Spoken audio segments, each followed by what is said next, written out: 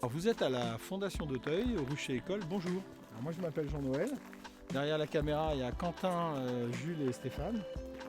Et l'idée qu'on avait, c'est de lancer une chaîne YouTube donc, sur l'apiculture et les ruches et le bien-être animal. Alors vous allez vous dire, encore une chaîne YouTube, pourquoi cette chaîne? D'abord, on n'est pas des professionnels, on n'a pas ce regard de quelqu'un qui aurait 300 ou 400 ruches. Nous, on est des amateurs, on visite à peu près 80 ruches par an. On en a 20 au Château des Vaux, on vous dira rapidement où on se trouve parce que le site est important. Et puis, on veut surtout répondre à des attentes, échanger avec vous, avoir des sujets en saison qui peuvent vous apporter des réponses, avoir encore une fois une interaction avec ce que vous vivez à la maison. Et puis, peut-être qu'on se sent légitime après 20 ans d'apiculture pour parler un petit peu de ce qu'on fait à la Fondation d'Auteuil. Qui on est? Bon, on est la Fondation d'Auteuil, on est au Château des Vaux, en Eure-et-Loir, on est à 10 km de la région Normandie et en même temps on est en centre Val-de-Loire. On a un climat qui est particulier, qui est quand même assez pluvieux en général, mais c'est une belle région. Alors oui, vous pensez Eure-et-Loir, donc vous pensez Beauce. Nous on est dans le Perche, on est vraiment en limite du parc régional du Perche. Donc on est quand même assez éloigné, je dirais, des grandes cultures. On a une forêt assez conséquente derrière le rucher et c'est là qu'on va évoquer les ruches, si vous le voulez bien, avec vous. Petit mot rapide sur la Fondation d'Auteuil, donc ce sont des apprentis. Ici au Château des Vaux, on a 900 jeunes qui apprennent différents métiers, métiers de bouche, métiers du bâtiment, le paysage, l'horticulture, etc.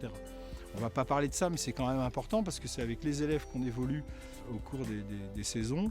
Donc voilà, Fondation d'Auteuil, avec des ateliers juste exceptionnels que vous allez pouvoir découvrir, mais ce n'est pas le sujet, c'est bien de l'apiculture qu'on va vous parler. 20 ruches à peu près sur le site, des ruches d'Adam. On doit aussi notre évolution à deux associations. Donc quand on a commencé en 2006, on était très attachés en Eure-et-Loir à l'abeille aurélienne, qui évidemment, comme toute association, est formidable et nous a permis d'évoluer. Et puis depuis 10 ans, pour plein de raisons, on est plus sur l'Orne, avec la chance d'avoir l'Union apicole ornaise et un conservatoire de l'abeille noire du Perche qui quand même nous apporte des réponses à plein de questions qui sont assez intéressantes et qu'on pourra peut-être vous faire découvrir. Ça dépendra des échanges qu'on a avec vous, mais là on est donc à la mi-janvier, même fin janvier. Ce qu'on peut vous proposer comme épisode, puisqu'il va être temps aussi de parler que de l'apiculture, c'est notamment la mise en place des cadres gaufrés. La particularité qu'on a ici, c'est qu'on utilise notre propre cire de percule avec un gaufrier à main, donc ça c'est assez intéressant. La cire étant souvent adultérée, donc c'est quand même pas mal de faire notre propre cadre et on verra que les abeilles l'acceptent bien mieux.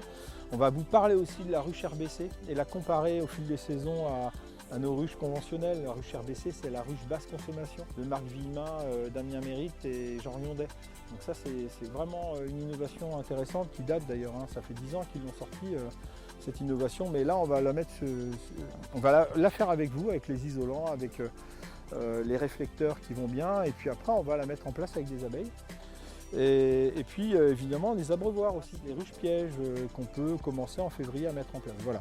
Bon, la saison démarre malgré tout, la reine elle va répondre tranquillement et doucement on va parler d'abeilles sur le tableau blanc ou sur le terrain et c'est ça qui nous intéresse.